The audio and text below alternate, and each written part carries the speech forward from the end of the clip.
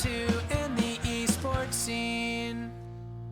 Hello, Falcon Paladin.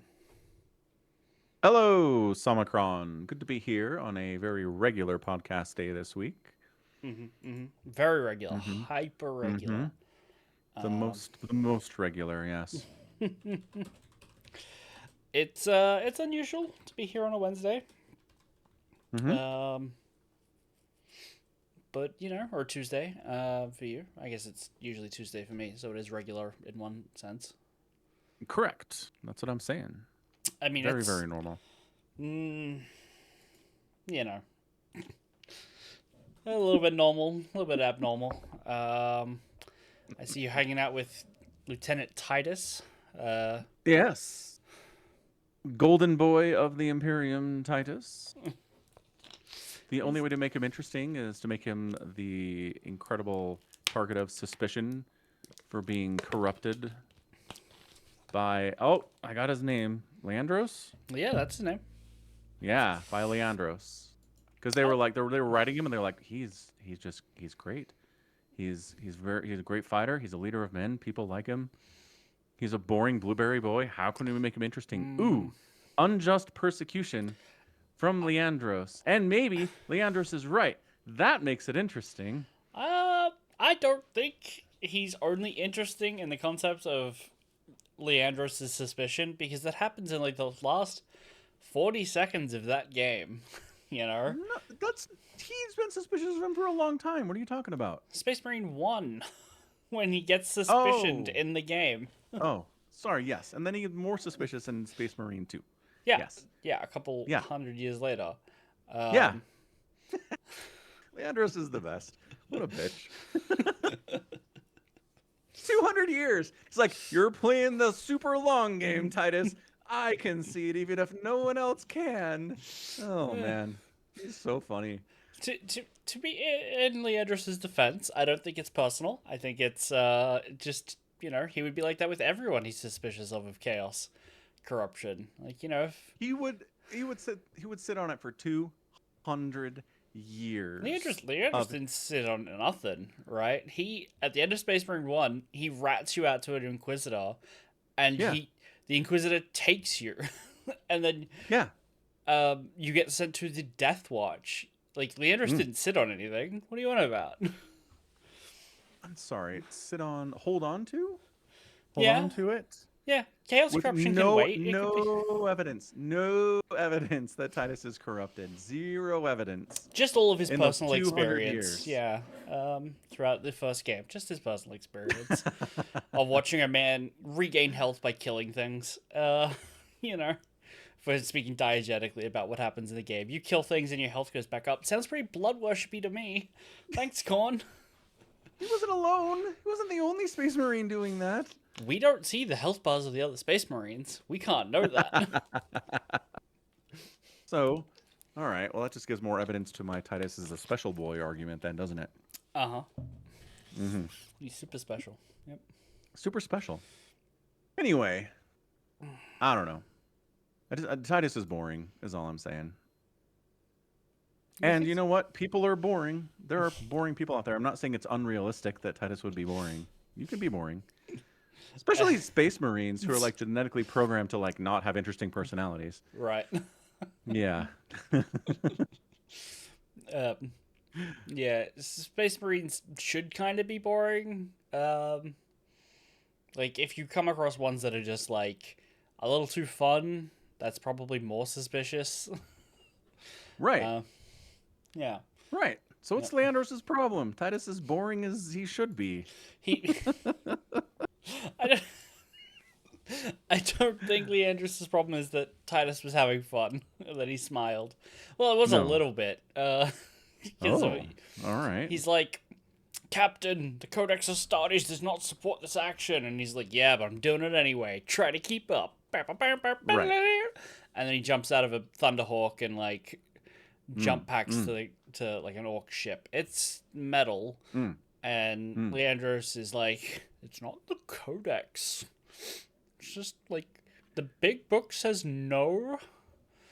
That we shouldn't do it. Yeah. Yeah. So it is a little bit that he's having fun, but it's mostly the holding a warp-tainted relic and not suffering any harm. Right. Yeah, most of that. Right. Which, again, is part of the reason why, from an outside perspective, you look at Titus and go, which makes him more interesting than he otherwise would be. Sure. That's all. That's it. I'm done. I like Titus. He's fine. Cool. We've just definitely read like 20 other loyalist Space Marines who are far more interesting than Titus. Sure. I've also just read a ton that are way less interesting than Titus. Like, it's a low bar. It's damning with faint praise, but you know what? He's all right. You know. Okay. Like, sometimes you gotta you don't know what you've got till it's gone. Okay, name one that's less interesting. Give me one moment to look up a book. Okay.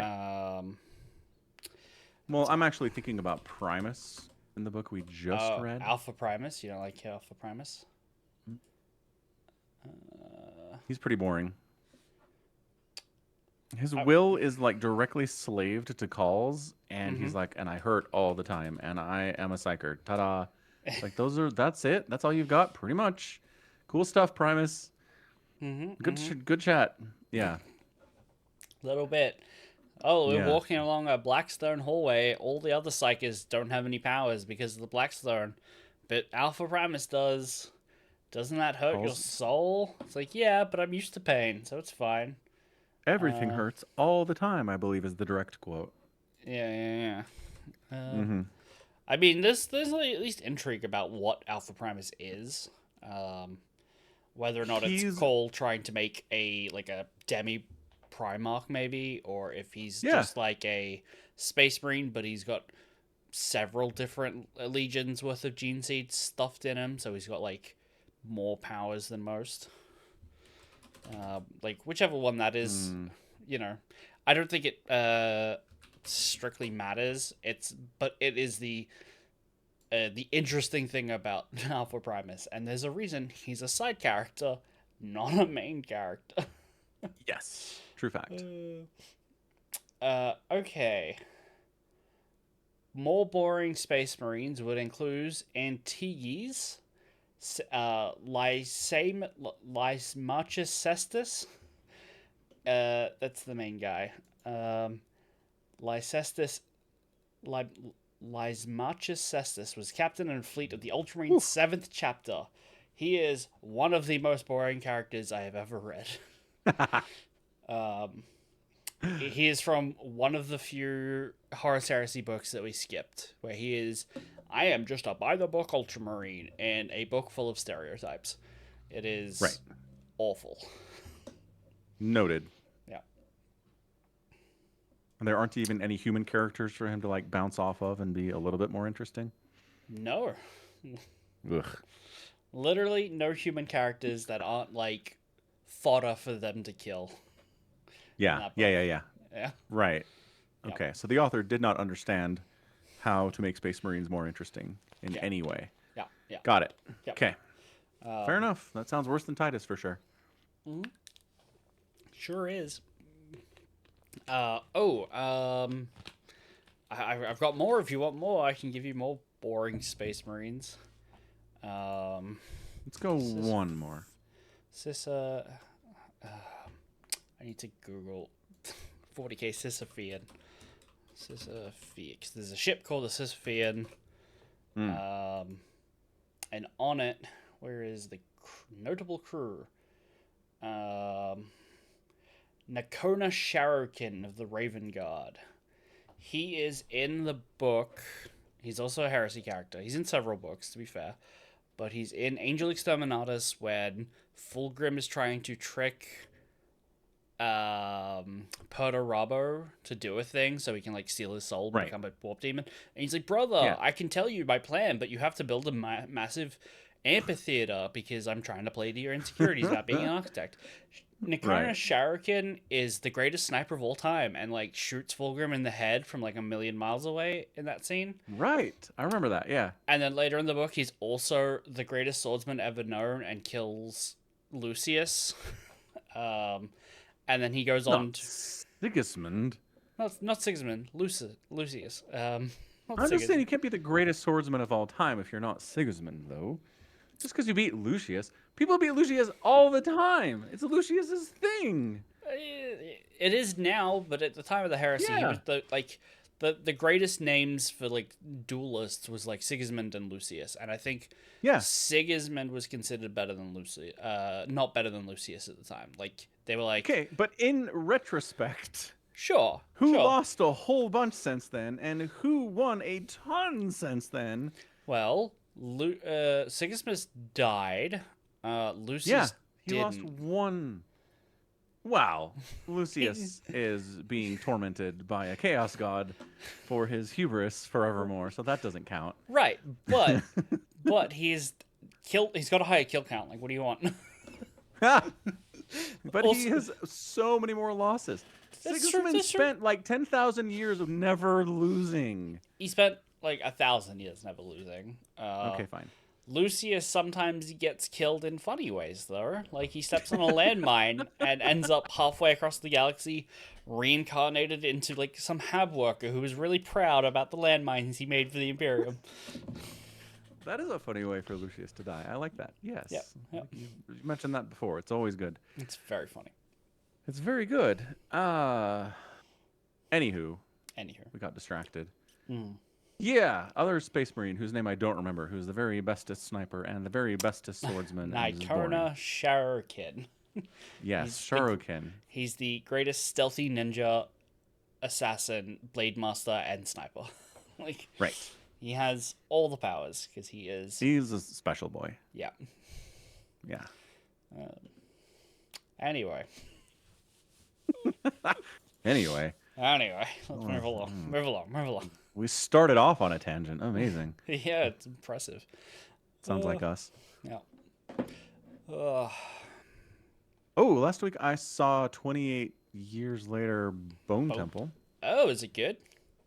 It's pretty good. Okay, I interesting don't tone think of I voice. like it as much as 28 years later, which is interesting. Yeah, Yeah, I yeah. mean, that's fair.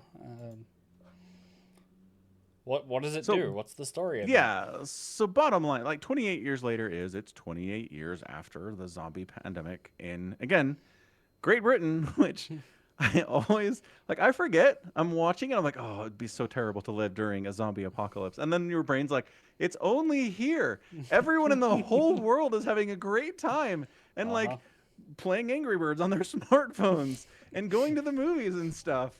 And all these poor idiots on Great Britain are like starving to death and getting eaten by zombies. It's so funny. It is the funniest setting for a zombie film in the history of zombie films.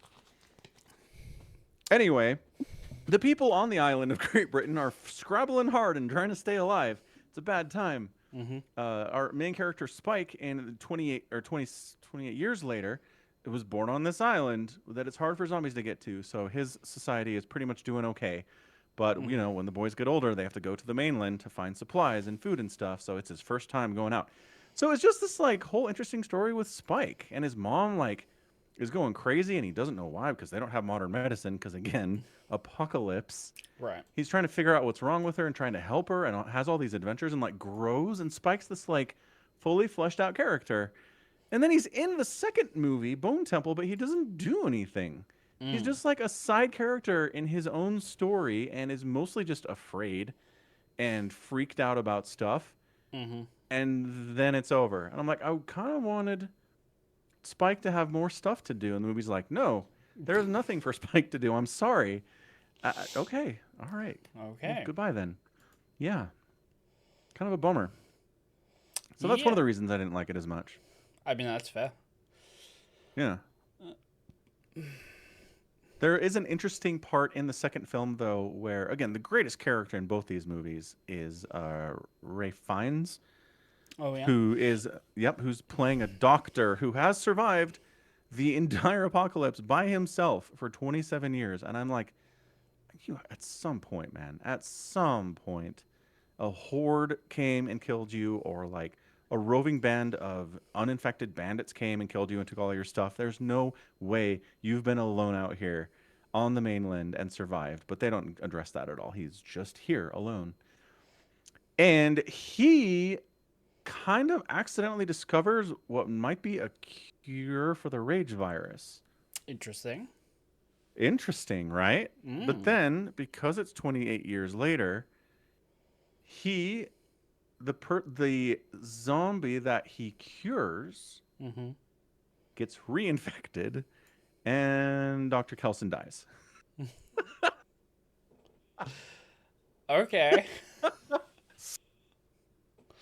Like, here's some hope, maybe. Maybe we can fix this horrible situation. And it's like, joink, just kidding. It's all going to be bad forever. Okay. Yeah. So, that's Bone Temple, I guess. That's Bone Temple, huh? Well, there's other stuff going on. There's a roving band of, again, bandits that all dress up like, who's that guy? Jimmy Savile? Jimmy Savile? Who was this Savile? Who The was this pedophile? huge, yes, this huge pop culture icon in England for like 40 years. And then it turned out he was a humongous pedo, and it was like this massive scandal, right? Right. So you have these dudes. Here, I'll send you a picture. They have these dudes all dressing like Jimmy Savile. Mm-hmm. Like they're this cult kind of organized around him. But I'm pretty sure the timeline is where nobody knew he was a pedo, and then the apocalypse happened. So they all just think he was this great guy. Hold on, the guys on the left, the actual guys from the movie, like from this picture you sent me. Oh god. Yeah. Like, they're in an apocalypse, but they still have tracksuits somehow. Like, yeah, they're pristine beat to clothes. hell. No. I mean, in that photo they look pretty pristine, but in the movie they're like beat to hell. They've got threadings falling out. Like one's missing an arm, so they're doing a good job being like, this is a realistic state of a tracksuit 28 years later, right? They still have hydrogen peroxide to dye their hair, though. I think they're wigs. They just found some blonde wigs that they wear. Yeah. Yeah. Okay. So you join this little cult, and they give you a wig, and they find you a tracksuit, and now you look like Jimmy Savile. But they just wander around the countryside, finding pockets of humanity, killing them, torturing them, taking their stuff, and then moving on. Like, that's their whole thing. Okay, yeah. Yeah. So that's the other part of the movie, is being like, hey, look at man's inhumanity to man. It's not just zombies we got to worry about in this post-apocalyptic universe. It's also the uninfected can still be more dangerous than the raid monsters can. So that's the other part of it. The humanity was always the monsters the whole time. Right. Yeah. Exactly. Every zombie property will get there eventually. They just all have to include it in some way. Yeah. Totally. Which, to be fair, if it can work really well. So I'm not not going to pretend I don't like it. Yeah. No. I'm not disappointed by that. It's always a little bit more interesting than just, holy smokes, look at these monsters. They're killing everyone. No matter what property you're in, if you can tie it back to a larger theme, no matter what it is, it's going to be more interesting. Yeah. I'm still just like, boy, I really would have liked to have seen like a humanity fight the Titans in Attack on Titan. I like storyline from the first season. Like, I watched the first couple of episodes of the first season, and I really just wanted a we fight the Titans kind of story, and then like, no, political intrigue, humans are causing it. And all of that comes into. Yeah. Yeah. I mean, you sure still get a lot of humans fighting the Titans.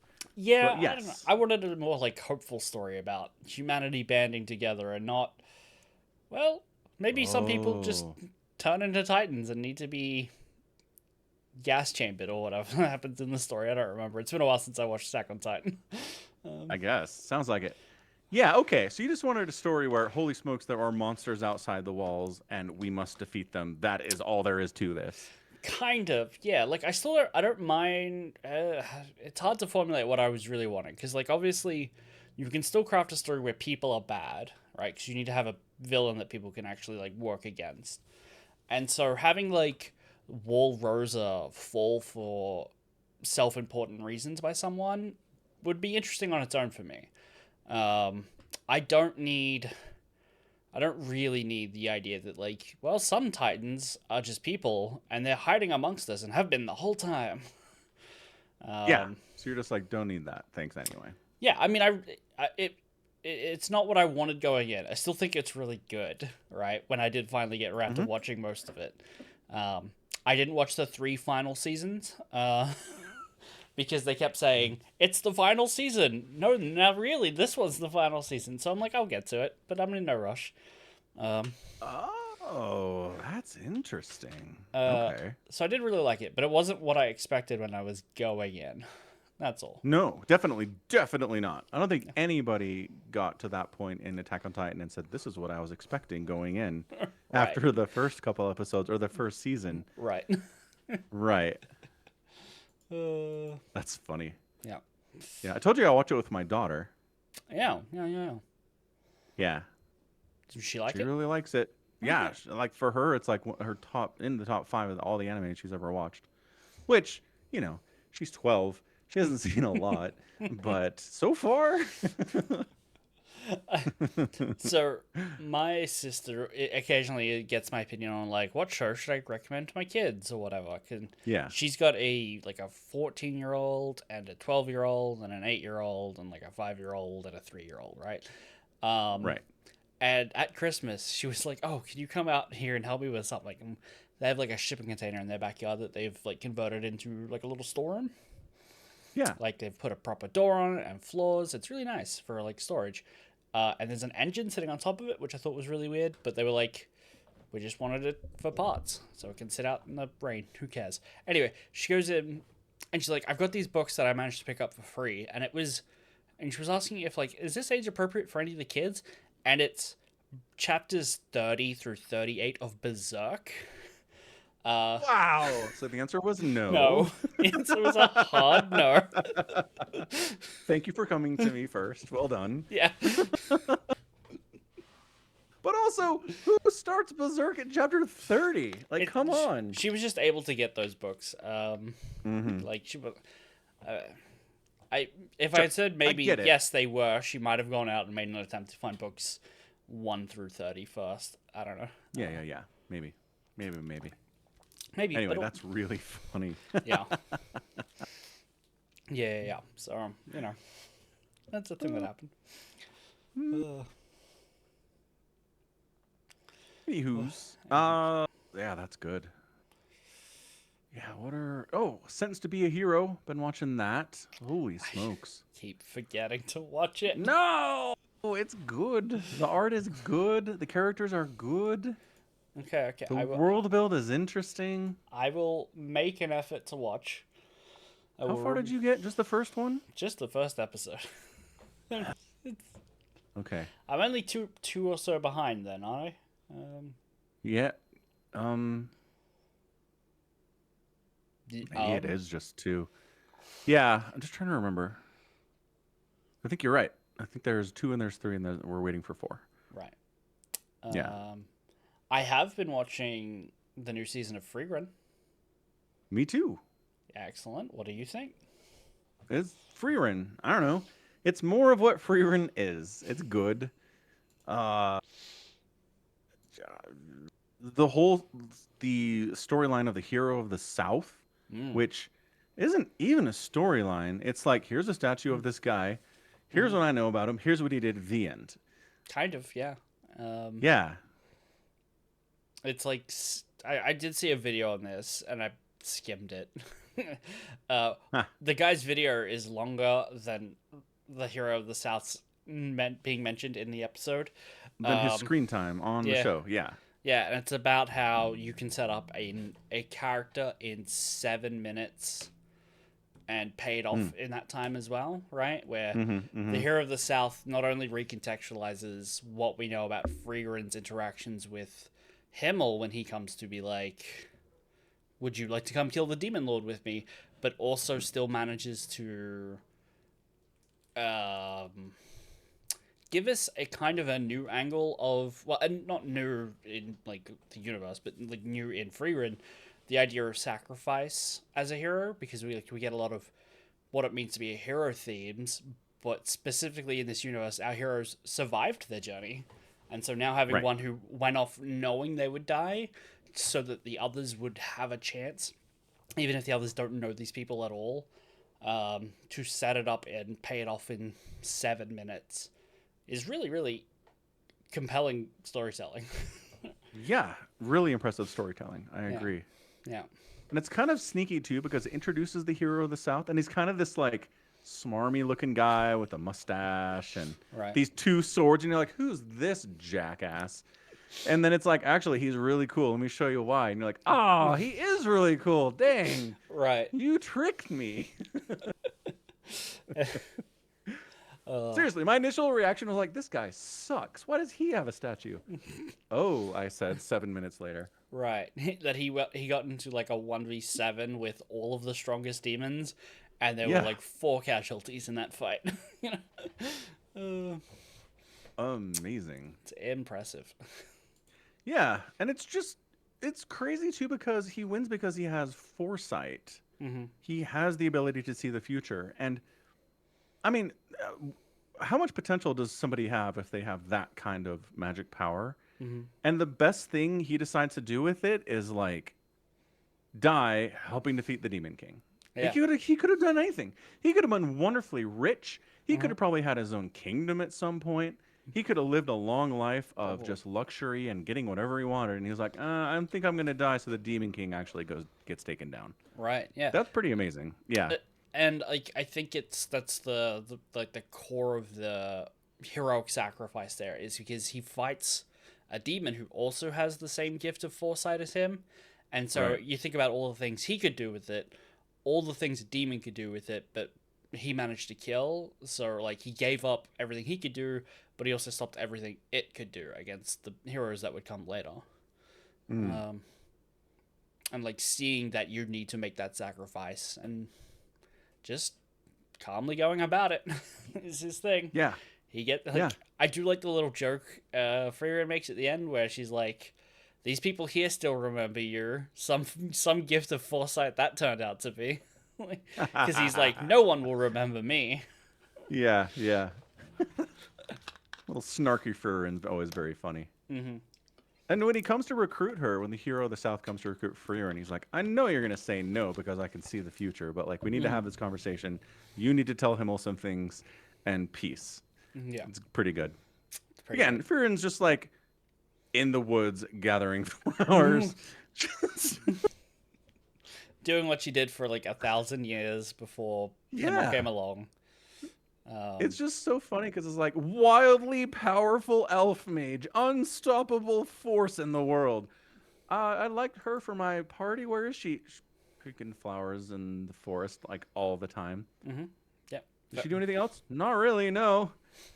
Okay.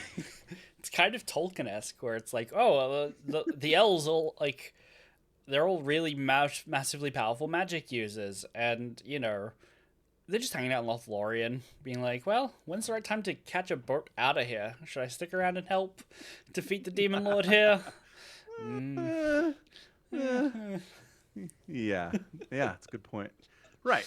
And that's part of what Freerin is. If you live a ridiculously long time, what does that do to your how you can relate to people and how you can relate to the world around you?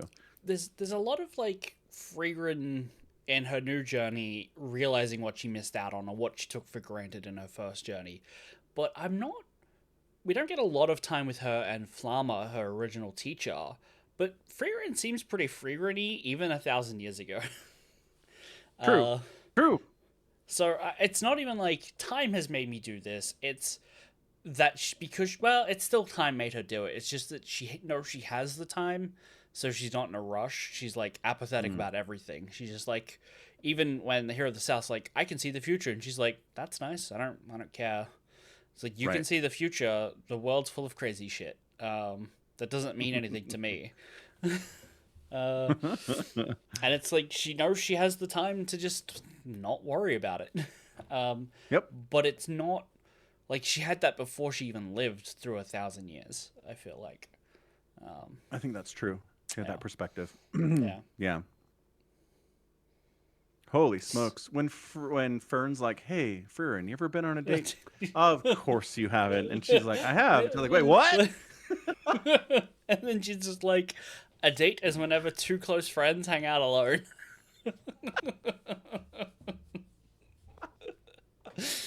Oh, that episode is so good for just like gremlin Freegan. She's like absolutely just like spending days and days in the onsen. And then she's like, the next scene we see her, she's got like an ice cream and her hair's done up. And she's like, all right, I guess I'll go show Stark what you could do on a date with Fern. And you know what would have been really funny? If she goes, of course I've been on a date. I just had one with Stark.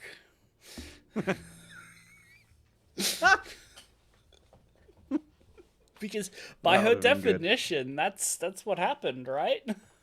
Yep. Who did she say? Oh, it was so funny. Who did she say she went? Eisen, Stark's master. Yeah. Yeah, Eisen, and there's someone else that she said she went on a date with. Would it be Haida? Nope. Let's see. It was. Oh, what's the name of the elf lady who did the mage trials in the first season? That's an excellent question. Names are hard. I know. Especially elf names. They're super hard. Sari? Sari. Did she say she went on a date with Sari? I can't imagine it. All right. I'm going to Netflix. We're looking this up. She said a name, and I was like, that's great. But then it was an elf name, so I totally forgot. Oh, maybe it was the elf monk? What's that name?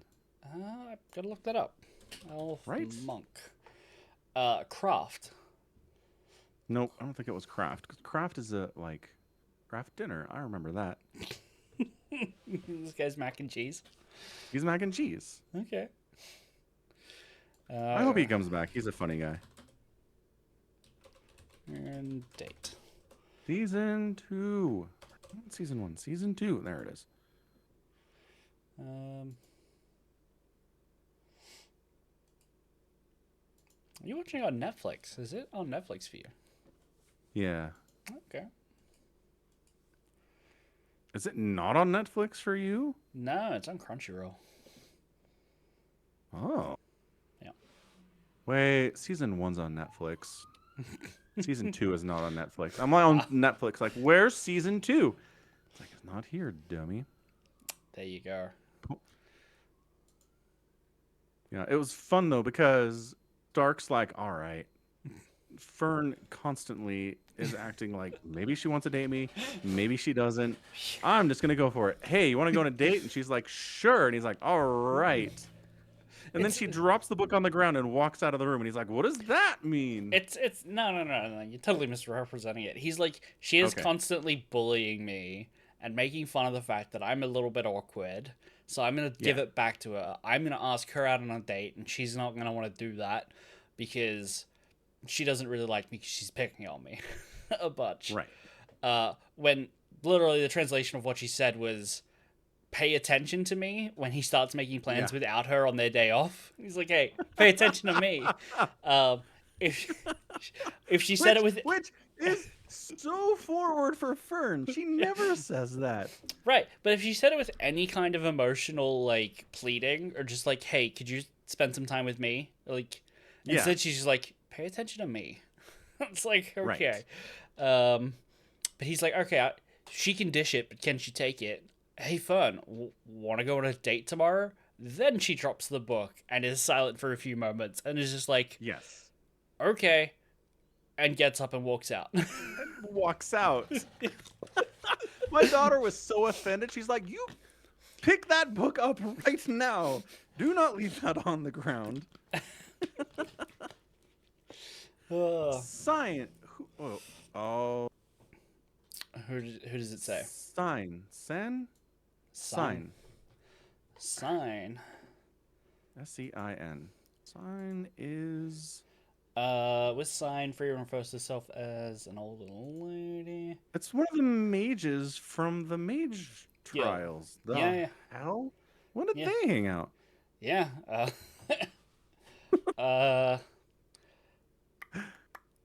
When she was getting Fern's staff fixed. Wow. Friren's funny. Yeah, so here's the conversation.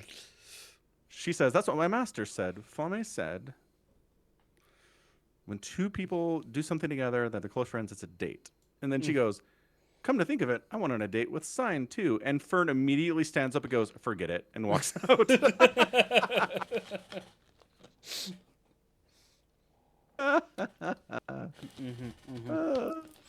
Anywho's, that took too long to get there, but we got there. The point was made. Yeah. Oh, and then poor Friren's like, "I know all this stuff about Fern." And then she's like, "Well, really, I only know this stuff because Hyder told me all this stuff about Fern. I didn't really notice it for myself, so I'm a fraud." And Stark's like, "You're being too hard on yourself. Like, you remembered it at least, and you thought to share it with me when it's important. So you're a good person, at least on some level, Friren." Yeah. And so she very kindly wipes a strike off his calling Friren Obachan. Old hag. What was the second strike? He literally called her an old hag the first time, and that was unforgivable. When was the second one? The second one was this season. It's recent. It's very recent. And he's not even trying to call her old. I think it might have been... Was it literally in this episode where he's like, "You're old, you've been on dates, right? Can you tell me what to do?" That's right. Yeah. Poor Stark. And she's like, "You don't want to get a 3 strikes, man." And he's like, "What'll happen when I get to 3 strikes?" "I'll throw a tantrum." It's funny because it like shows her throwing this like 3-day long tantrum when she's with her old party, and she's, on the ground, and she's hiding under the covers, and she's on top of the cupboard, and she's throwing this crazy tantrum. But somebody posted a comparison on Reddit to the manga, and it's one panel.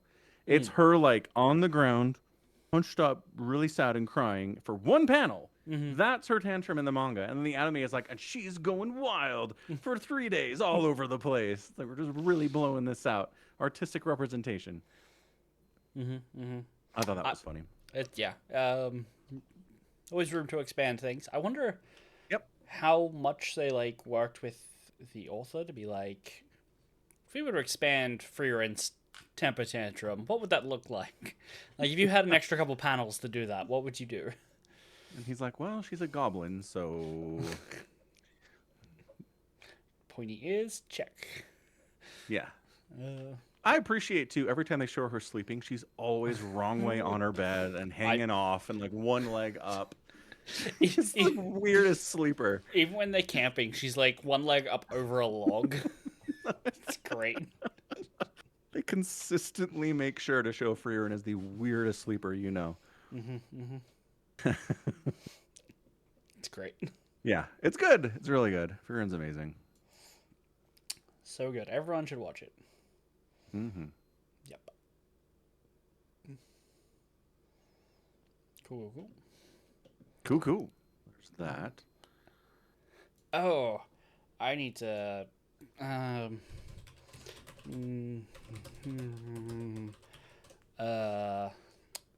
Alright, so in tradition of anime having just the worst titles, I found there was a new one that like got a visual teaser, and so someone posted it on Reddit, which is where I found it. Would you like to have what might be one of the dumbest titles I've ever heard? The bar on this is so low. Okay, so I'm amazed. Let's go. it's set up as like goddess says this, then me says this. So when I say goddess, what do you want to be in in your next life in another world? Question mark. Me, the ribs of a hero.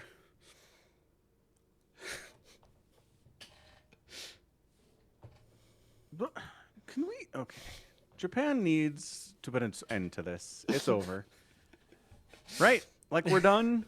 Like the poor people having to come up with titles of mangas that were reduced to this. I think it's done now. Yeah. Yeah, maybe it's done, guys. Maybe we should move on.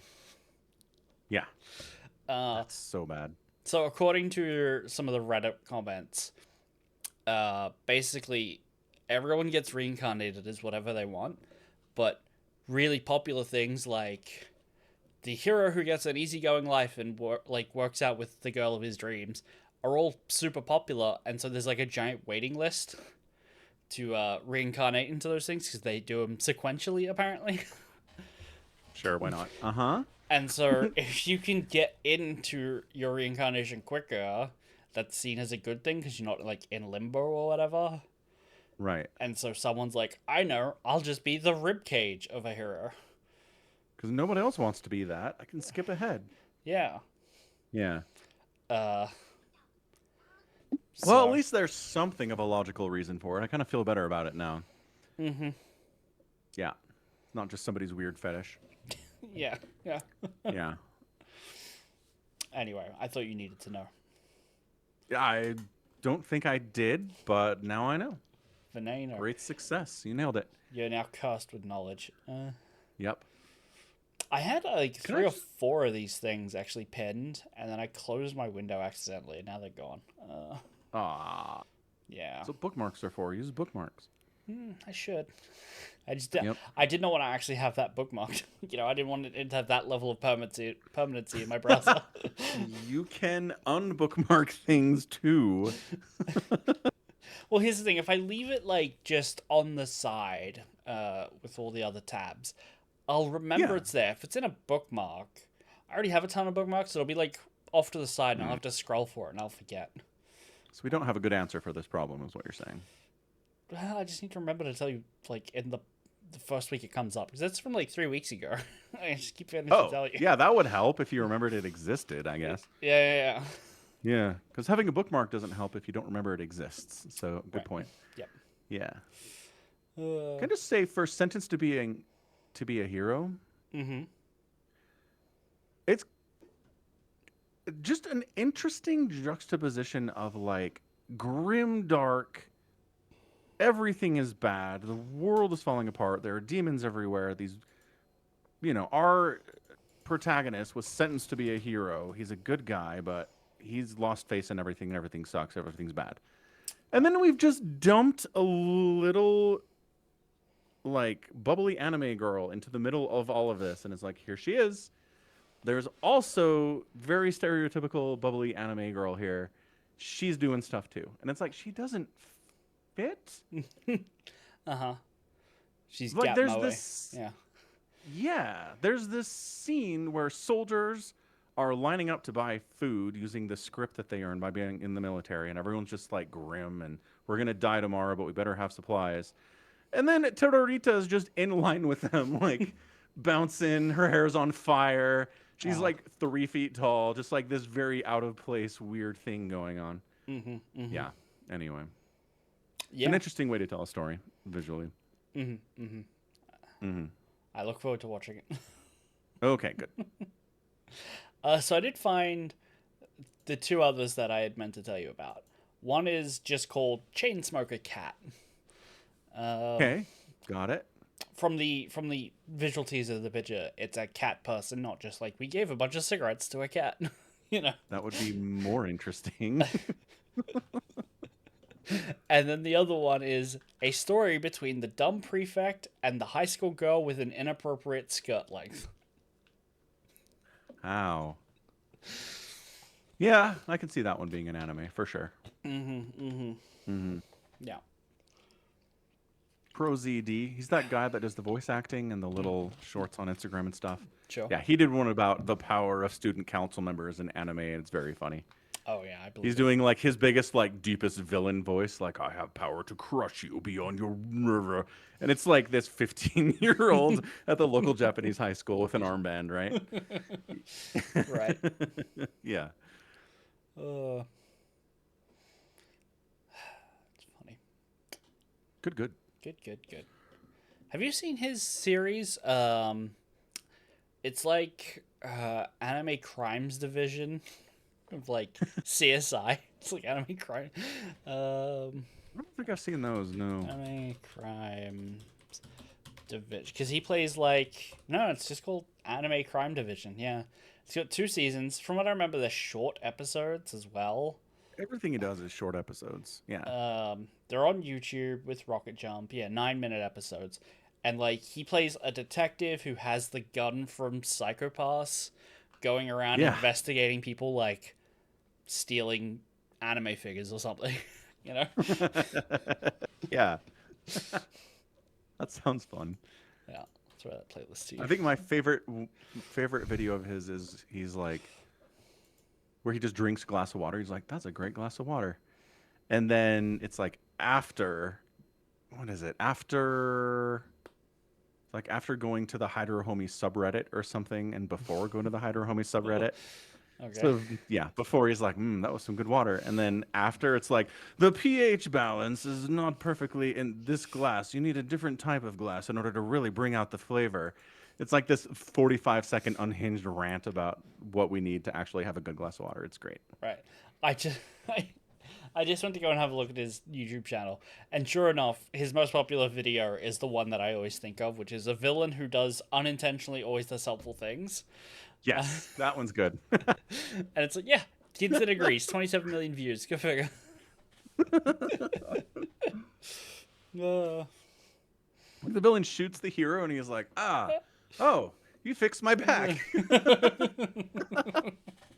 Yeah. Yeah. So good. It is. Alrighty, should we get to Le Warhammer? Let's do. It is time. To the book. Oh. Yeah, we already did some Warhammer, but the actual reason we're here for Warhammer, which is Belisarius Cawl, The Great Work by Guy Haley. By Guy Haley. We've read some of his books before. Yeah, so Guy Haley did Dark Imperium that we read, which I'm going to admit to making a mistake last week. But Guy Haley wrote Dark Imperium, and that's where Decimus Felix, his character, gets set up and introduced. I don't know if you remembered him from there. Not at all. Yeah, well, he was Gulliman's like Primaris right-hand man, and the big like turning point for him is that he gets made Tetrarch of the Eastern Kingdoms, one of the Tetrarchs. So I described the book last week as Cawl on his way to wake up Gulliman, because somebody wants to describe this book as what that is. I think that's what and it's just stuck with me. Like, that wrong description is stuck, because the events are pretty identical. Cawl travels somewhere, gets distracted by Necrons, and then saves the day. Right. And so Gulliman is awake the whole time. Well, Gulliman wasn't awake in the actual story, but that's not a book we would read. It would be like a codex we gotta read. Right. Because it's called Gathering Storm. I guess we could read it. There definitely won't be an audio book for it. But we could read that. I don't know how long it is. It might be one of those things that's like, it's a 6-page book. Have fun. Yeah. Set aside 10 minutes for this one this week. Right. Because it's like, well, most of the book is just like some unique rules for a couple of missions you could play with your friends if you wanted, you know. Right. But anyway, this book is Belisarius Cawl on his way to wake up Gulliman by going back in time and merging with Ezekiel Zidane. I guess I technically wasn't lying. You know, it's just he's taking the long way around. He's on his way, but he's 10,000 years late. A lot of flashbacks in this book. So Lot, many. lot of flashbacks. I think really interesting though. Yeah. It's very much like you need to have read a bunch of other books for any of like the character, like your reason to care about why Belisarius Cawl is maybe merging with this guy, and why the Emperor is having a chat with him and being like, Cawl, you think you're gonna betray me, but you're not. But you'll be right to, but you won't. And Right. it's like, oh wow, I'm seeing the Emperor talk in a 40k book. That's wild. Um, I think it's really cool and interesting to do occasionally, like this. I would never recommend this book to someone who's just starting 40k. Right. Like, And yeah, even me, who's read a lot of 40k books, I had no idea what the hell the Emperor was talking about. I'm like, awesome. Call didn't know either. you I can work it felt out in really context. close to him. You can work it out in context that like The Primus Marines? no, not the Primaris. So they're in the Pharaohs, right? Which Yeah. you've read about in the Horus Heresy, right? That's Yeah. the beacon Guilliman was using for Imperium Secundus, right? And that book like ends with like, and somewhere off in the distance, a great devourer, or like the Tyranids, like turned and went towards it. And so this is the follow up where it's like, oh, Tyranids did come and like eat the planet. Yeah. Yeah. But it's connecting people through time as well as distance. Like the Necrons just don't really care about time as a concept. They're like, well, science, we figured it out. It's fine. And so it's showing the Catan at the heart, Cawl's memories, and in Cawl's memories, he's also Zidane. So it's showing them Zidane's memories, and in Zidane's past, he had a chat with the Emperor, but the Emperor talked to Cawl before they were fused. So it's in Assassin's Creed 2 where the goddess Juno is speaking to Desmond, but through his ancestor, Ezio Auditore. And Ezio's like, what the hell? And he doesn't know because he's not supposed to know. Right. But it makes sense to Desmond. Yeah. Like Yes. Yeah, I guess so. Yeah. Okay. I felt like that made relative sense reading it. Obviously, I'm biased. This is the second time I've read the book. It's the betrayal. The betrayal. Releasing a Catan. He banishes the Catan. He never intends to. He's not freeing it. Yeah, he frees it. Never. No, you know what I mean. Cawl is not out here being like, I release the Catan upon the galaxy to destroy all things. I have betrayed the Emperor's vision. That's not what happens at all. That's. I mean, yeah, okay, that's true. He does release it onto the galaxy. He just like teleports it to a bunch of Necron tomb worlds to hopefully kill it or enslave it again.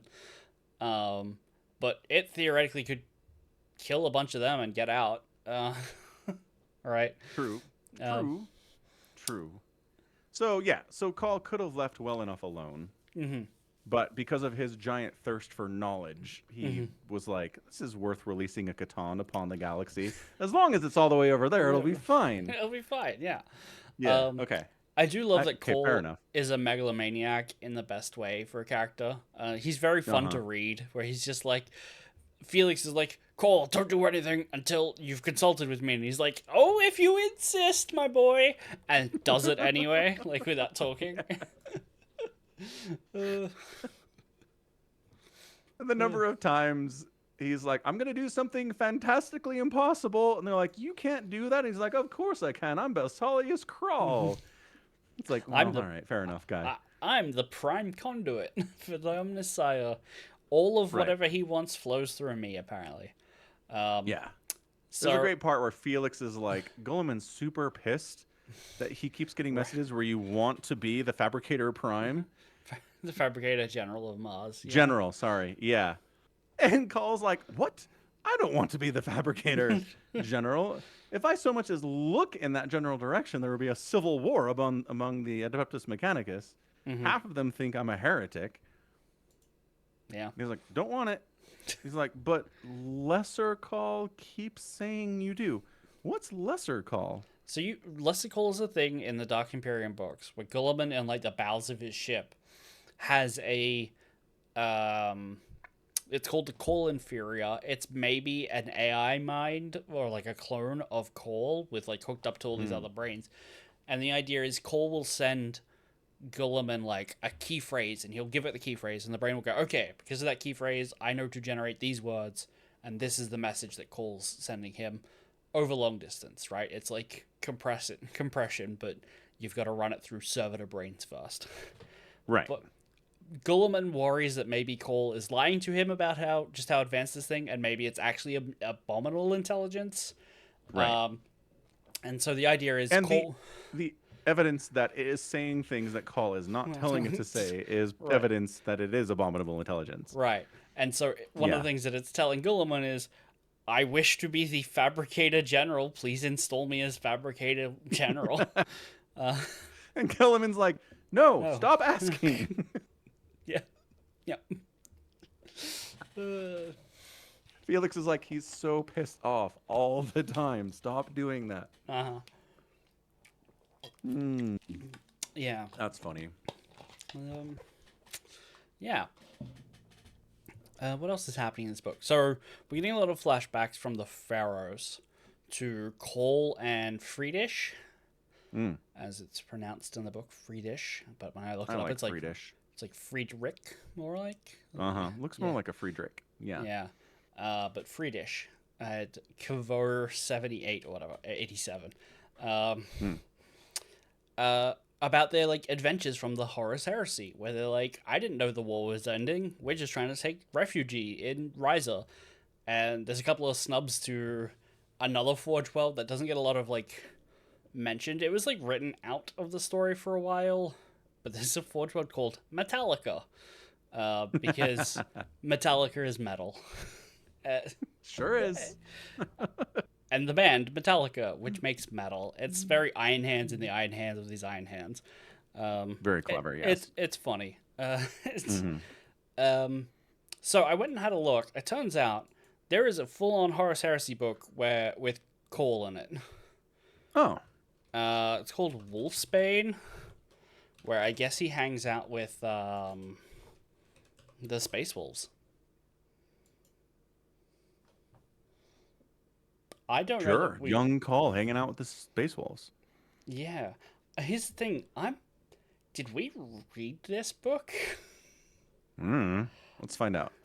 I can look this up. Yeah, let's find out.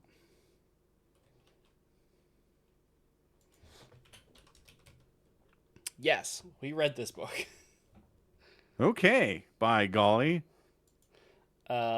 So this is the one where Leman Russ goes to the Vengeful Spirit and tries to stab Horus right before he gets to Terra. Yes. And he does it with like this magic spear that he's really worried about using because the Emperor gave it to him. Right. Call's in there, huh? Yeah, so as like a background story, like a B-side story, Cawl is in there. And so is Hester Aspertia Sigma Sigma, the Magos that he was like learning from.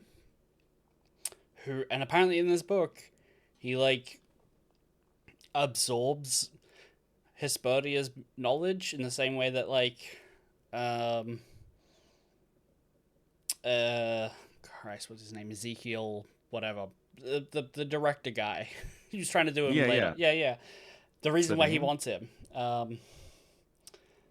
have a look. I can figure out his name. Well, he says he wants him because he has a particular tech in his head that allows for the transfer of all of the genius information from this guy that's old and dying. Right. That there were 12 people, but like half of them are dead and 2 of them are crazy, and right, or traitors. He's the best option. Yeah. Right? Even though he's not perfect, he's the best option for this. Cawl is. So you have no choice. Yeah. Ezekiel Sedane, the guy who, fun lore drop, invented the black carapace for the Astartes. Right. Which you talked about. He's very proud of it. He's very proud. He's like, Astarte screwed it up. She couldn't figure it out. They came to me and I made it right because I'm a genius. He's very smart. Yeah, so apparently Cawl, like, is in a Horus Heresy book. Isn't that neat? We read it. Huh. I mean, he says that he and Friedrich are running from the War Master Mm-hmm. when they come upon Ryza. They're like, we're refugees. We're fleeing directly from Mm-hmm. from the heresy, Yeah. direct. Yeah. So yeah, So that, I guess that is them taking over from that book. It's like, okay, we're must be. fleeing. We get to Ryza. Yeah. Ryza's shooting at us. The navigator just ejected and is declaring codes of neutrality and is not getting shot at.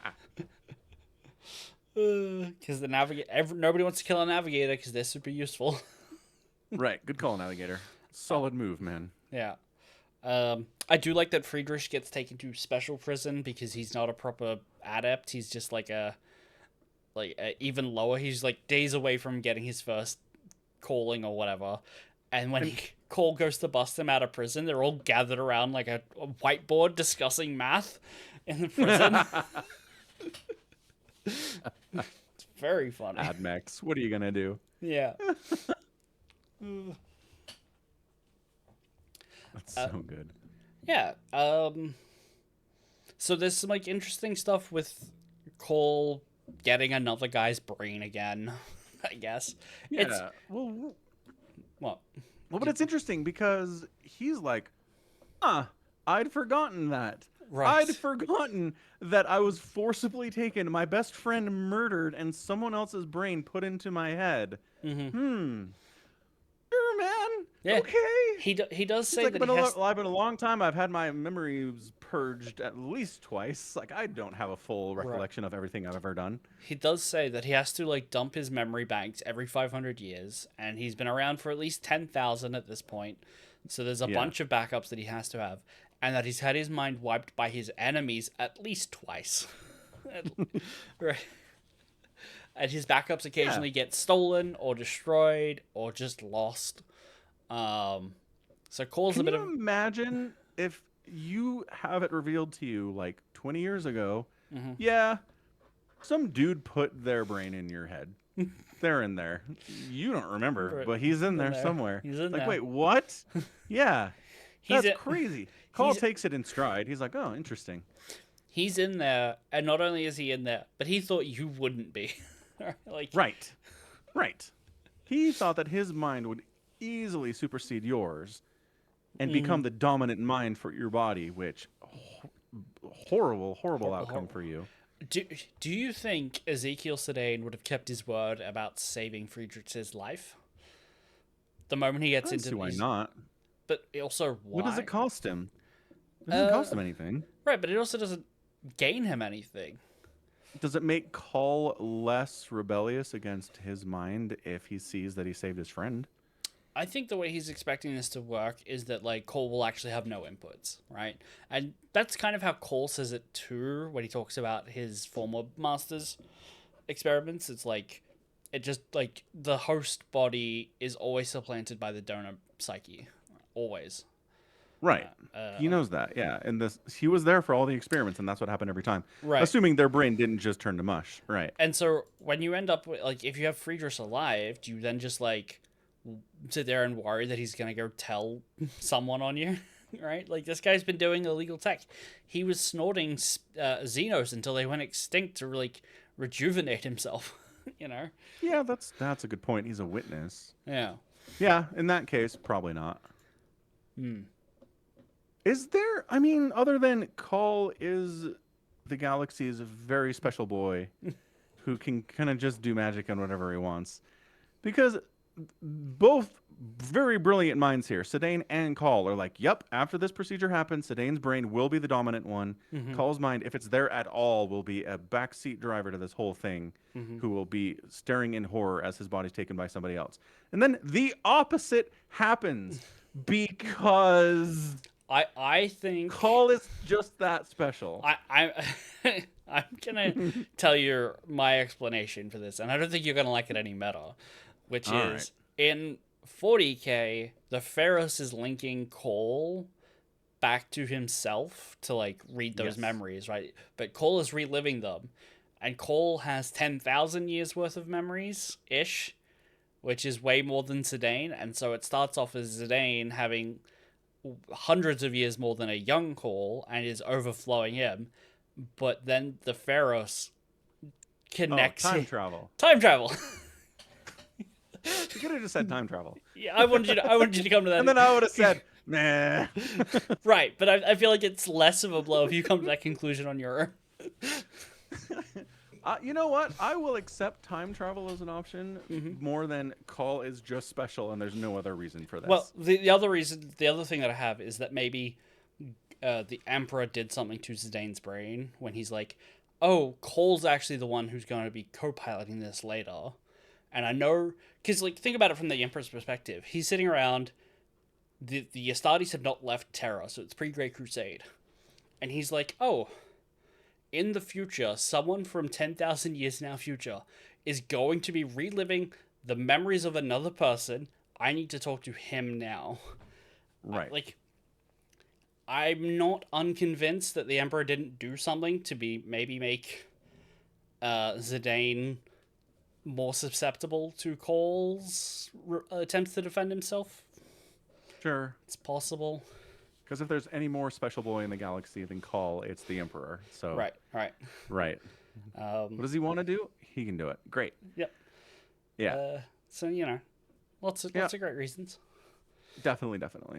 Just as an aside, I enjoy that in 2 separate occasions, someone meets the Emperor and has like the impulse to kneel. Like, they're not really kneeling types. It's not something they ever do, but they're just like being around him is like, I feel like I should be on my knees right now. This is weird. Just massive compulsion against such overwhelming psychic force. Yeah. Yeah. Well, is that okay? But that's the question. Is it sheerly because they can sense the amount of power they're in the presence in? Mm-hmm. Or is the Emperor putting out a psychic suggestion that they should kneel? Oh, I prefer to think of it as the first. But I would not be surprised if it was the latter. Me neither. Right? Right. Yeah. We do You think he was like, kneel, damn it, and they're not kneeling. He's like, come on. It's certainly possible. We do get a description of divinity by Catan, and so he describes 3 sets of divinity. One is the machine god, one is the chaos gods, and one is the Emperor. He describes. What does he say? One is fake. The machine god is a lie. The chaos gods are excellent cognitions formed in like the etheric realm, like by happenstance. He doesn't consider them divine. They're just like quirks of nature to him. Right. And the Emperor is a weapon. Yeah. So that's a really interesting take on what the Emperor is. If the god sees the Emperor as a weapon, that says a lot. Yeah. Right. Because he also describes Cawl as one of their creations, right? Mm-hmm. What he's talking about is the Old Ones, which get mentioned in the book, because the Old Ones made the Eldar to fight the Necrontyr, right? Right. They also made the Krork, which then devolved into the Orcs, and they also made humans, right? The Old Ones kind of drifted through the galaxy, seeing life all over the place. So there are several competing theories as to what the Emperor is. And, like, one of the theories is, long time ago, when the warp was not very turbulent, humanity had shamans. And this is where our folk tales of magic come from, right? Like, all the shamans that lived in prehistory, basically. But because the warp was so clear, they were actually very powerful. And they had really good foresight because the warp was fine. And they saw that everything would not be fine. So they decided to do something about it, and realized that if they all commit like a kind of ritual suicide together, they could all merge their consciousnesses in the warp and be reborn as a single person. Right. That's one theory. The Emperor. The Emperor, yeah. Another is the last Old One drifted from planet to planet, just like tinkering and messing with whatever species they had before the Necrons killed them as well, after being the last. And went to humans and was like, what if the humans had an immortal demigod who was massively psychically powerful?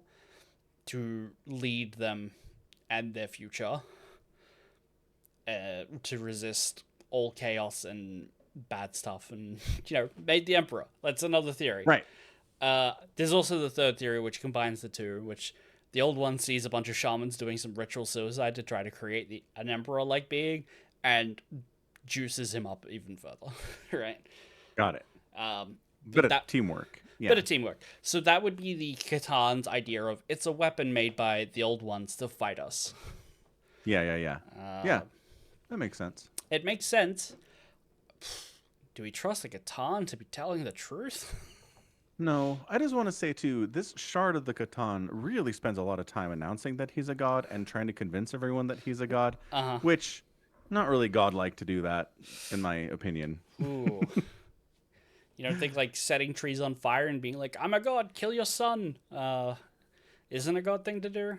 Nah, like just being like convincing people, like you have to obey. Like every once in a while, right? Mm-hmm. Like you bust it out every once in a while. But we know this shard of Catan for like 20 minutes, and he announces he's a god like 17 times. He's just constantly being like, "I am a god. I'm a god. Look at my power. I am totally a god." And I'm like, "Look, man. Everyone's already really afraid of you. Like they understand how powerful you are. You don't have to convince them you're a god." Yeah. To play Catan's advocate, he has been trapped alone under a mountain for like a bajillion years. That's true. He had to eat the other shards to stay alive. Right. And is, again, still a fragment of a person, essentially. So he's not altogether there. Probably craving worship because that's what they do. Karita. She also craves worship. Who? In seems to be a hero. The little anime goddess is constantly like. I'm just picturing a Catan being like, "Praise me and give me head pats."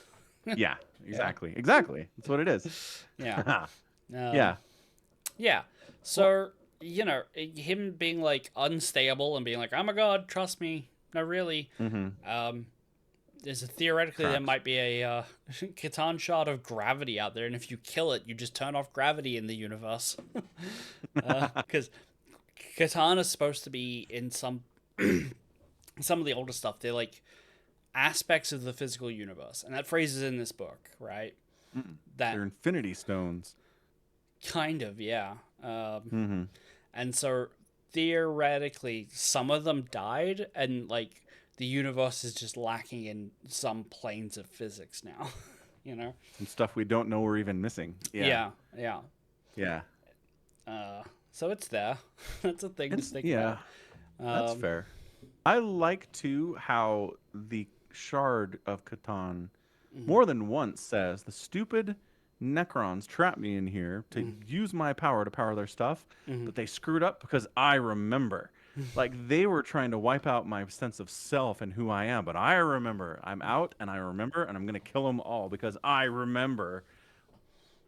Unlike what they were trying to do. And I was like, yeah, that does seem like a problem. If you're going to trap a god, like, do your best to make sure he doesn't remember who did it to him, because if he gets out, you're in a lot of trouble. Yeah. Yep. And then there's also a B story about some space marines who might be gene stealed. Right. It's kind of neat, showing that it can happen. Not hugely interesting to like read. No, because these space marines are just sad all the time and they want to die. Right. Like, well, that's not crazy interesting. And there's like 12 of them left. Right. Well, and then they go back and they show the memories of them discovering that, holy shit, our world has been gene stealed. And like our ship has been gene stealed. Like the entire crew has been gene stealed. Oh no. How did this happen? And I'm like, from what I know of gene stealers, I don't know what you were supposed to do, man. But they're like, we totally screwed up and failed. It's our fault. And I'm like, if you give me a reason to believe that, I'll believe you. But nothing you've shown me makes me feel like you should have seen this coming. Okay, so in the first Caiaphas Cain book that we read, Caiaphas shoots a guy, and is like, he shoots two people at the very end of the book, and is like, their stories didn't add up. They were like, we're in a haze and they were fighting and now they're here and they don't know how they got here. And everyone goes, oh my god, it's battle shock. Right? It's PTSD. But he like cuts them open and they've got like an implanted organ in their chest. And it's like the gene stealers are physiologically different to people, right? So you're saying the Space Marines should have just been cutting people open every once in a while to see if they've been gene stealed. So we do get some conversation with his name. What's his name? It's Thracian, which I'm getting totally mixed up with Dan Abnett because he in Ravenor, like Ravenor gets crippled at Thracian Primaris, and this guy is a Space Marine hanging out with some Primaris Marines, and his name is Thracian, right? He's not a Primaris Marine, but you know, because that's kind of the annoying thing about the story is they're like, we're gonna go lay our gene seed to rest because it's useless now that the Primaris Marines are here. And I'm like, surely this is after Manius Calgar goes under the first ever Primaris Rubicon to transform regular Marines into Primaris Marines, proving that it can be done. So if you had regular Space Marine gene seed, you could make some regular Space Marines and convert them to Primaris Marines. You could kit bash them up. So laying them to rest doesn't make any sense. You're just throwing away perfectly good Space Marines. Right. Except they're not perfectly good because they're all gene stealed. But he has some conversations where one of the people in like his retinue was in charge of like physical purity among Space Marines, and that includes their serfs in their fortress. And there's a lot of interrogation and mental scrutiny and gene checks. Like you have to undergo gene purity. So theoretically, that should have showed that these people were corrupted, but it had been suppressed, it had been covered up. Like somebody who was already gene stealed was in charge of the program and was just like rubber stamping, like, yep, that's pure gene stealer right there, but I'm not going to tell you that. Right. So he did fail ostensibly in some way, like he wasn't aware. Also, like, he was gene stealery and didn't know it. Yeah, that's a failing. That's a problem. Yeah. Yeah. There's a line, too, where I think Felix is like, you trusted your humans too much. Like, Gilliman came around and was like, you should trust your humans. And they're like, okay. And then they trusted them too much. And it bit them. And I was like, that's not a great message for your story. Right. Yeah. It's Lord of Averages. Trusting people is going to go wrong at some point, you know? Yeah. Yes. Absolutely. Mm-hmm. Stupid book, and why is it not showing up? There's a bit in this book where you look for it where they go into like the Hall of the Founders and they're talking about like who was the guy who founded Sothar? Like, what is his story? We don't know, but rumors are he was a regular person who fought Space Marines on his own as like a regular dude. And I'm just thinking, it's America or whatever his name was from the Night Lord book. Or it's not Night Lords. It's the Horus Heresy book where like the grain farmers fight off the Night Lords. Right.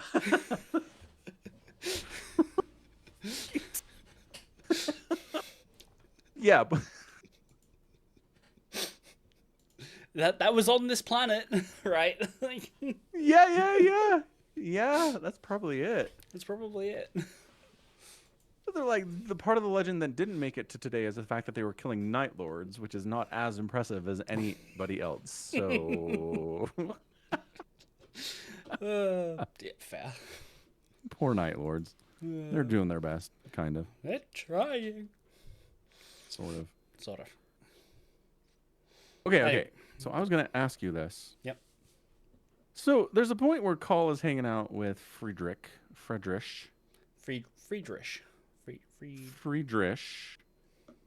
And he's like, check out this device. Oh, no, he's with Cruz, not with Friedrich. Anyway, Friedrich is here. Mm-hmm. He's like, look at this ancient human technology device. A device was made by men with a far greater grasp on science than we have. Not one person I have met can decide exactly what it was created for. Yet, if you look at it, it is simple. And I'm like, reading this thing, and I'm like, a spring-loaded arm. There's not a spring now, but that's what it was. A protoplastic disc to take something this groove took a protective material, some kind of felt, and then this it had a motor in there somewhere.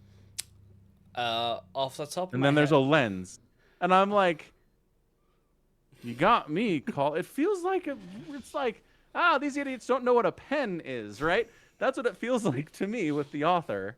But then I'm reading it and I'm like, this doesn't, what? Sure, okay. I had pondered over what this is as well. And I considered looking up to see if anyone knows, but I just kind of forgot.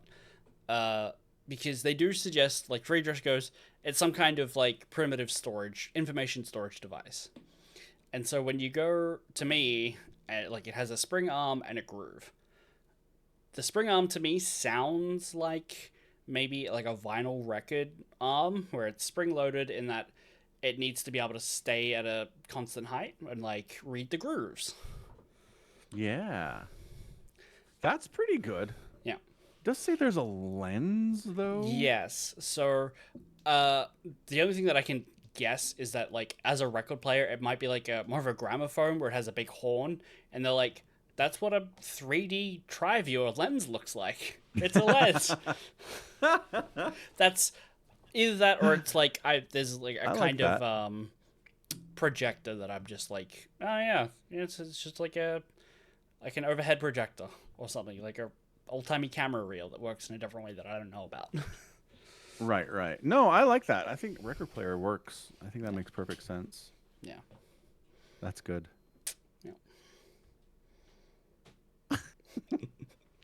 And then Cruz is like, I don't know, maybe the Emperor knows. And Call's like, he probably does. He probably saw the damn thing when it was working. Yeah. He's like, he knows, but will he share? No. He's so grumpy about all the stuff the Emperor knows that he's not telling Cawl. Yeah. Well, here's the thing: is that it's not Cawl though. That's Sedaine, but it's Cawl experiencing that memory.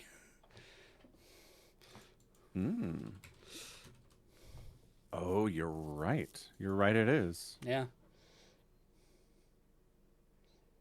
Huh. Right, you are. Sedaine was mad. Yeah. At the Emperor for not giving up the information. Yeah. Although I'd like to know why the Emperor isn't like, yeah, it's a record player. We stored music on that. Yeah. Maybe. For like the tiniest blip in human history you could possibly think of. It was popular for like maybe 50 years. Maybe. Yeah. You don't think, right? You don't think records are going to last like another 30, 40 centuries? Probably not. Shocking. I've had this thought before, though. There are so many things that we take for granted as just being normal that are going to be entirely forgotten. And maybe entirely forgotten because they are around for such a short period of time. And yeah, records are one of them. I think it's like the clay tubes are the ones that'll go, like people have already forgotten. Like I don't even remember what they're called, but they're just like a clay disc that not a disc, like a disc like this. This is like a cylinder, and it works the same way as a record, but it goes around the outside. And the idea is that they're soft.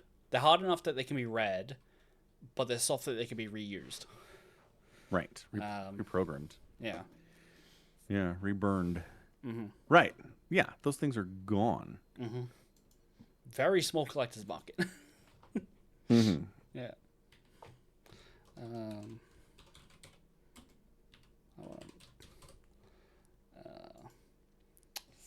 Phonograph cylinder is what they're called. Yeah. Right. Yeah. I've seen those.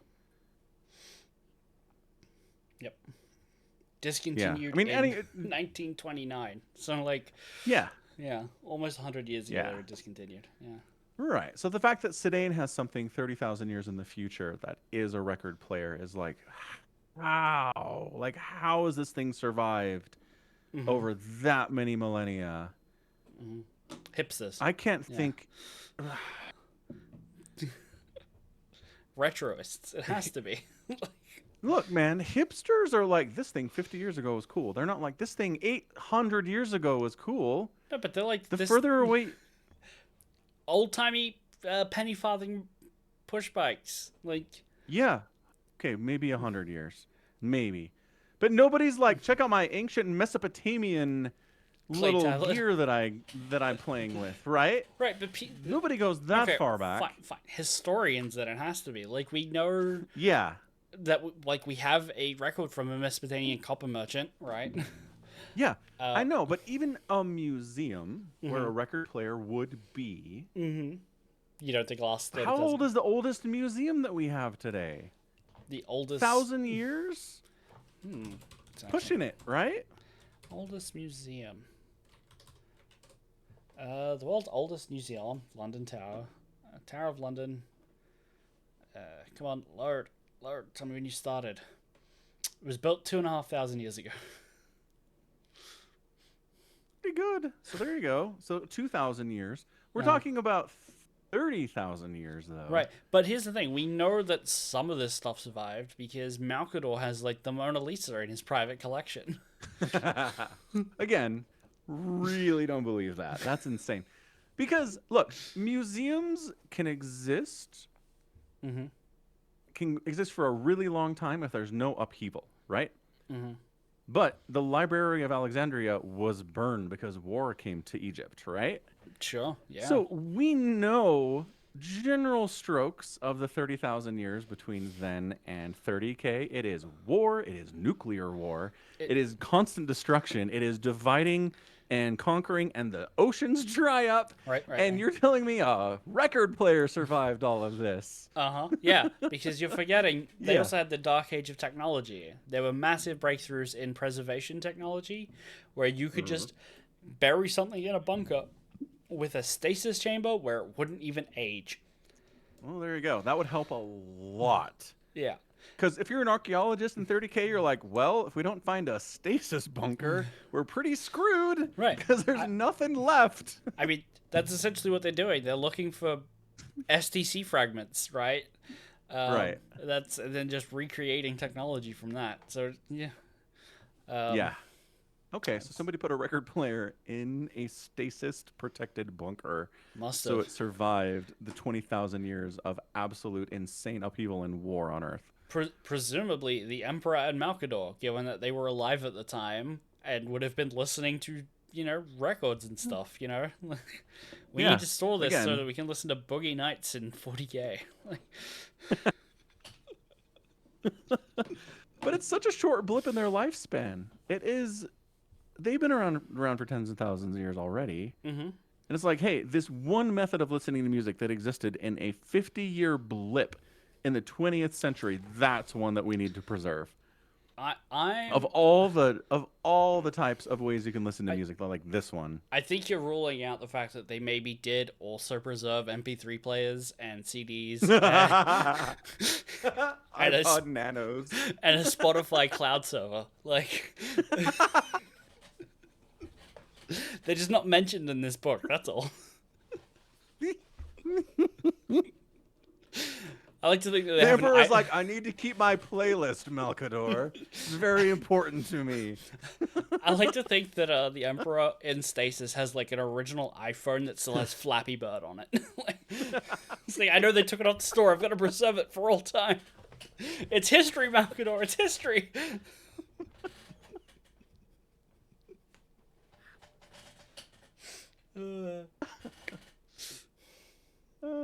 Somebody needs to write that. Someone needs to be like, they find an iPhone. I'm like, what the hell is this?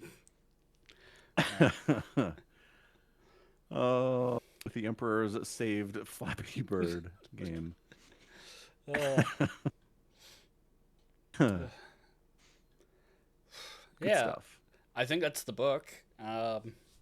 Our hero Deathwish Space Marines fight a gene stealer patriarch. Yep.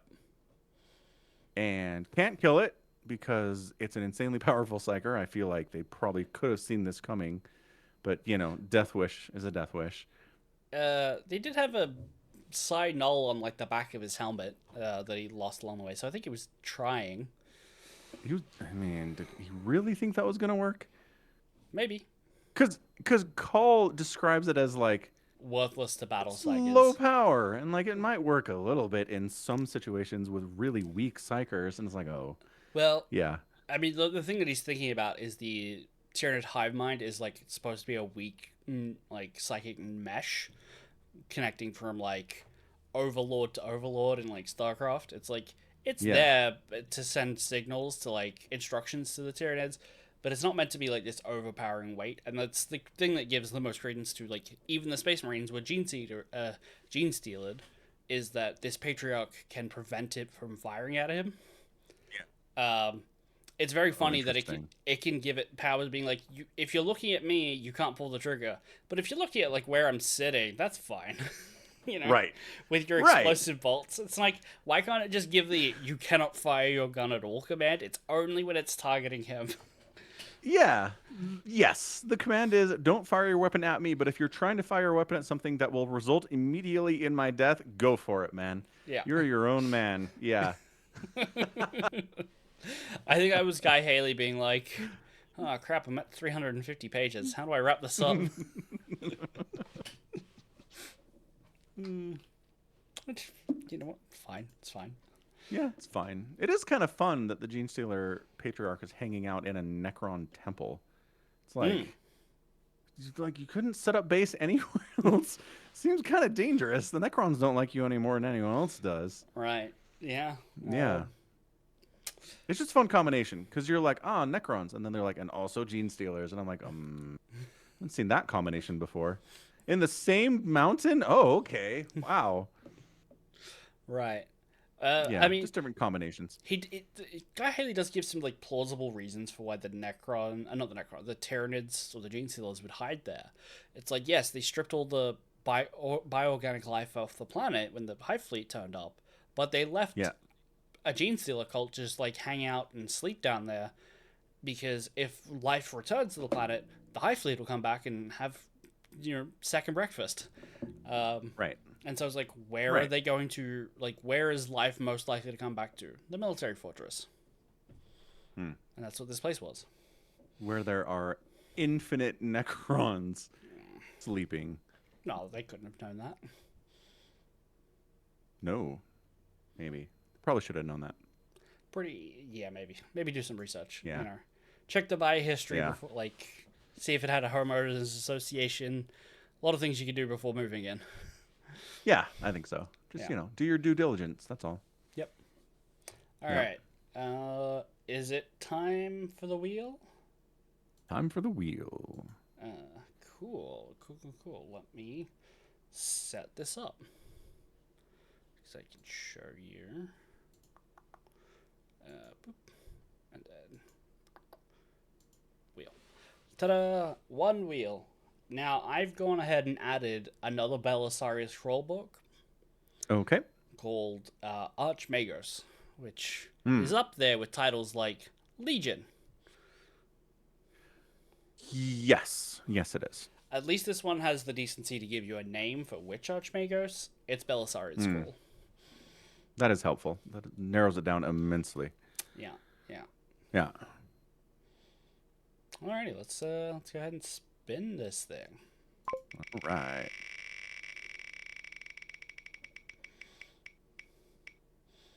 Ooh. Long shot. Long shot. Back to the guard, Falcon. Back to the guard. Yeah. I like the guard. The guard is good. The guard's good. Yeah. Yeah. So this is Long Shot by Rob Young. Make sure I get that downloaded again. Assume it's a sniper book. I believe so. Sure is.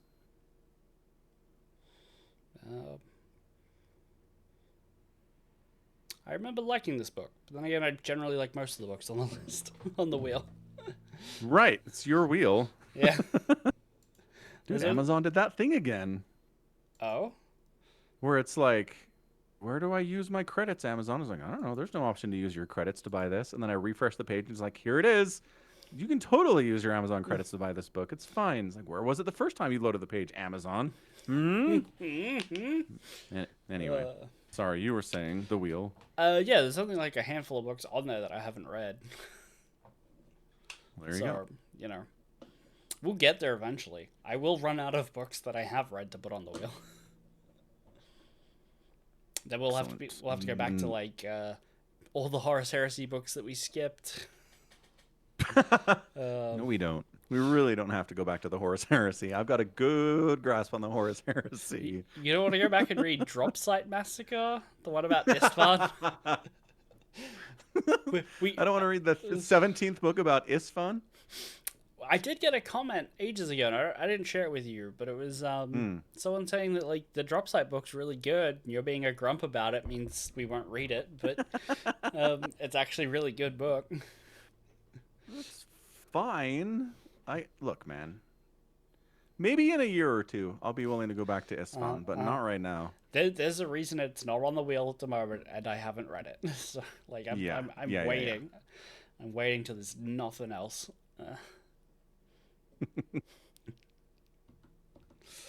All right, good deal. Back to the guard we go. A sniper regiment. Well, sniper in the regiment. Yes, sniper in the garden. Yes. Cool.